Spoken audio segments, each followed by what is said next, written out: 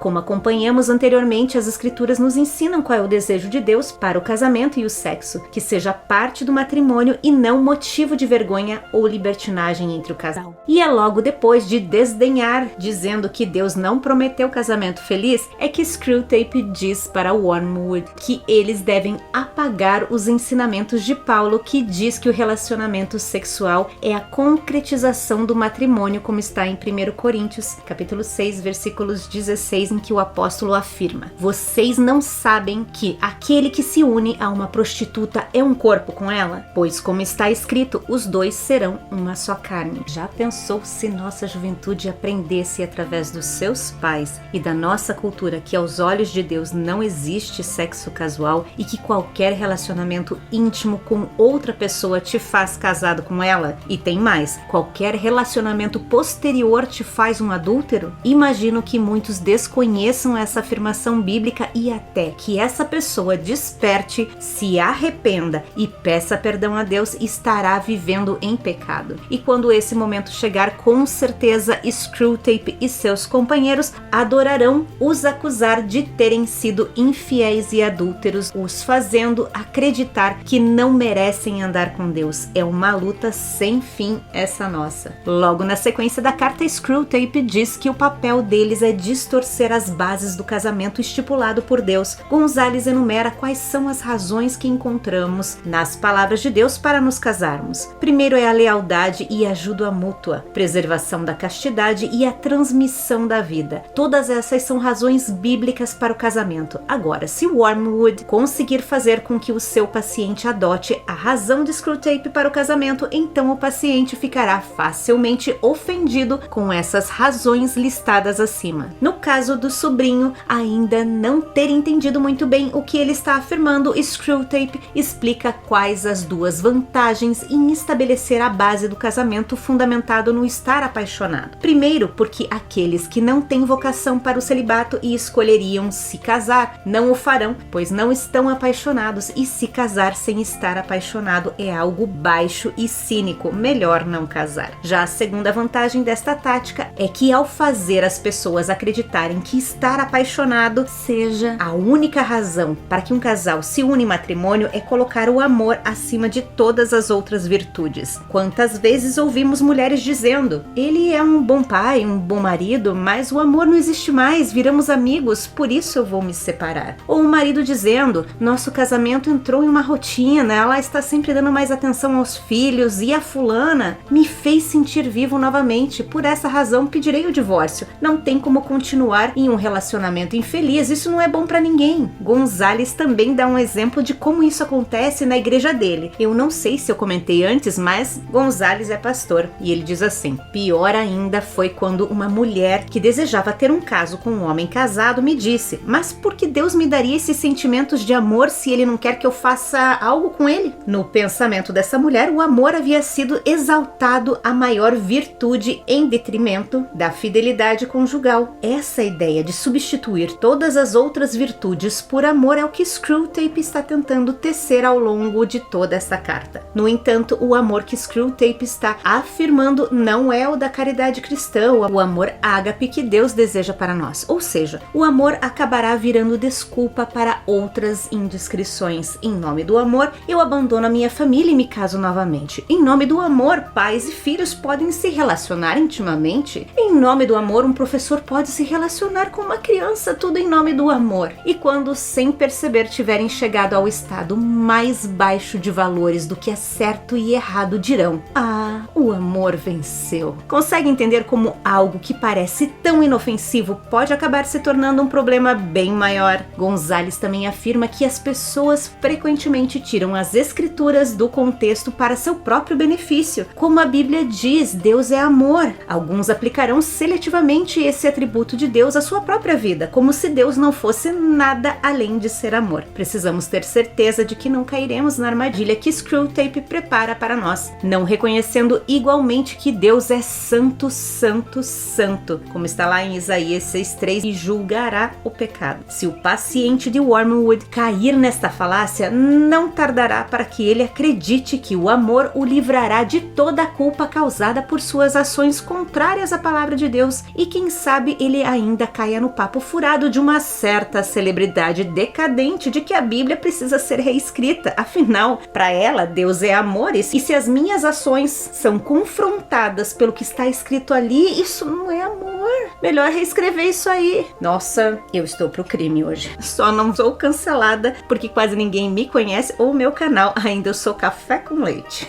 Lembra dessa? Bom, ao final dessa carta, Screwtape encoraja que o paciente abrace a ideia que, enquanto estar apaixonado significa a razão para se casar, ele estará livre de toda a culpa e consequência de qualquer paixão sexual que venha acompanhada da ideia de amor. E para finalizar, Gonzalez nos relembra que as escrituras nos ensinam que fornicadores e adúlteros impenitentes não irão para o céu, que não devemos usar o corpo para a imoralidade, que não devemos nos casar ou ter parceria com incrédulos, independente se o amor está presente, o julgo desigual, e que devemos ser santificados em permanecer puros sexualmente, e que corremos o risco de sermos enganados quando praticamos iniquidade sem levar em consideração toda a palavra de Deus. E para finalizar essa nossa conversa, nada como a carta do apóstolo Paulo à igreja de Corinto, que resume bem essa carta de Screwtape, como também a correspondência anterior. Escuta o que o apóstolo diz em 1 Coríntios capítulo 6, versículos de 9 a 20. A tradução é da Bíblia A Mensagem e começa assim: Não percebem que esse não é o caminho de se viver?